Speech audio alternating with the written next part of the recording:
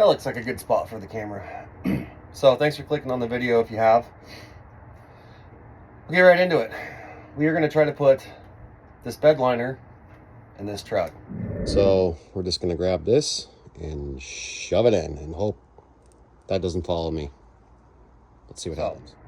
The truck it's going in is a 66 GMC. Well, 66 C10, whatever, same thing. And the bed liner came out of a 78 Chevy Truck. Long bed. It's done. Just kidding. I got to move all this stuff out first. And then we're going to try to put that in there. Be right back.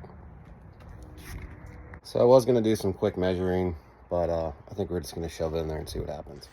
All right. Well, no idea if this is going to fit or not. And it would probably be easier with the canopy off.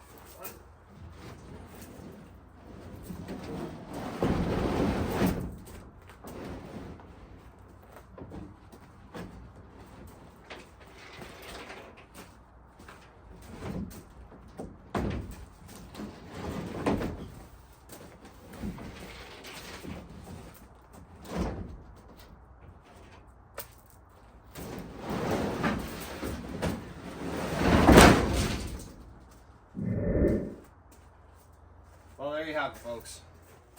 The 78 Chevy long bed liner will fit just fine in a 66 Chevy Truck. That's all I wanted to share. You guys want a close up? These trucks come stock with a wood floor bed, so I'll have to. Oh, maybe I don't. I'll have to cut out for the latches. Right here. But other than that, she should be pretty solid, even with just the 1 inch or 3/4 inch square tubing. And that'll keep all the rain off the top of that gas tank for now, because I want to get rid of the canopy. I don't like it. Kind of defeats the purpose of having a truck, in my opinion. So, yeah. Cool. All right, now I gotta shove everything back in there because I don't want it in my garage. So, thanks for watching, and hope you learned something today. I know I did. So, yeah. $25 well spent from the junkyard.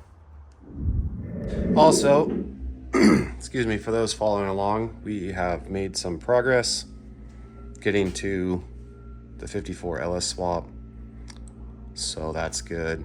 And let me explain. This is why you need 2 projects. So when you need to store all your stuff from one project, you can just throw it in the back of the other one. Genius. All right, thanks for watching.